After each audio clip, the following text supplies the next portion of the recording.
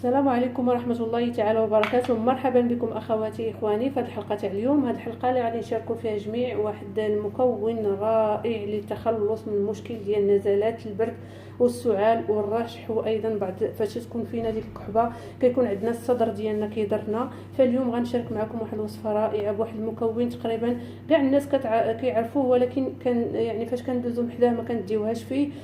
فقبل ما نبداو هذه الحلقه تاع اليوم كنتمنى من الناس اللي كيزوروا قناه جربوا حكم لاول مره، كنتمنى منهم يشاركوا معنا على القناه ويضغطوا على الزر الاحمر باش يتوصلوا بوصفاتنا فضلا وليس بامر. ولا كانت اخواتي اخواني قناتكم جربوا حكم كتستحق الدعم ديالكم والتشجيعات، فما تبخلوش علينا بالدعم ديالكم والتشجيعات، جزاكم الله خير. بالنسبه للوصفه تاع اليوم فهي زوينه بزاف، بواحد المكون اللي رائع متواجد غير في يعني في الطرقات ازهار الليمون كيف ما كتشاهدوا. هذا هو الوقت فاش تكون شجره الليمون مزهره، دي ازهار الليمون. الليمون اللي على برا، يعني ماشي داك الليمون اللي كان داك الليمون الحار، ازهار الليمون اللي كنصوبوا بها ماء الورد. فالرائحه ديالو جميله بزاف، كيكون في الطرقات وفي الحدائق العموميه.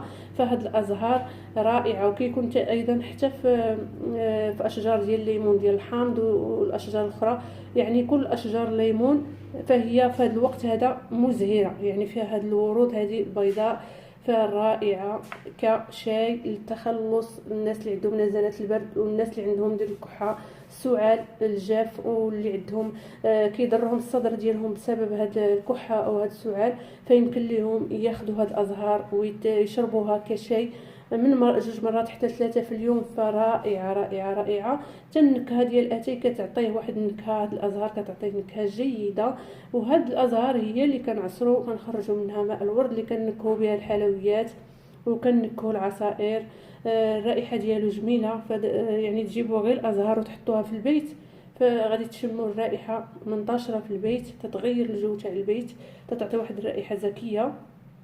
بلا ما نطول عليكم اخواتي، فهذا الشاي هذا يعني الازهار ديال الليمون ديروها في الشاي ديالكم، يعني ديروها مع الشاي حتى تطيبوا الشاي وتزولوه من على النار وتضيفوا واحد الكميه ديال الازهار لداك الشاي. فالرائحه ديالو غادي تغير. وايضا اللي عندهم السعال وضاربهم البرد وتيكحبوا وعندهم الصدر ديالهم ضارهم، يمكن لهم يجربوا هاد الازهار واحد المده ديال 3 ايام ويردوا عليا النتائج في التعليق. ودائما اخواتي اخواني كنخلي لكم الاختيار، يعني الا ما كنتوش متاكدين ولا ما باغينش تعملوا الوصفه ولا متخوفين منها، ندير واحد البحث بسيط على الازهار ديال الليمون والفوائد ديالو. ودائما ما خصناش نقويو يعني من الحاجه، اي عشبه خديناها او اي حاجه خديناها ما خصناش نكثروا منها، ناخذوا منها القياس باش تفيدنا باش ما تضرناش. بالنسبه لهاد الازهار فهي رائعه، كنستعملها شخصيا، يعني نجتها دابا كنستعملها شخصيا في الشاي ديالي.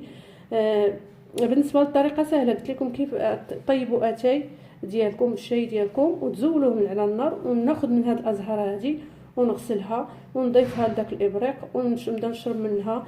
يعني نقدر نشرب من كوبين حتى 3، يكون هذا الكوب دافئ، يعني هذا الشاي يكون دافئ. الطريقه كيف ما قلت لكم، تغسلوا واحد الكميه تاع الازهار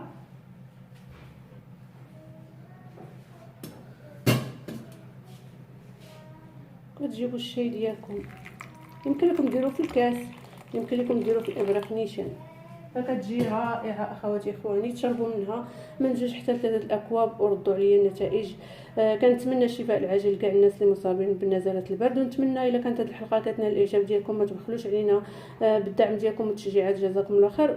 وواحد المعلومه، الا كان عندكم الشاي يعني يمكن لكم تضيفوا ليه واحد شويه ديال العسل، الا كان متوفر، ما كانش يمكن لكم تاخذوا الشاي هكذا فهو كيجي رائع. كنتمنى تجربوا هذه الازهار، فهي رائعه. وكنتمنى الا كانت هذه الحلقه كتنال الاعجاب ديالكم ما تبخلوش علينا بالدعم والتشجيع. وكنشكر جميع المشجعين القناه جربوا حكم، والى اللقاء في حلقه قادمه باذن المولى عز وجل.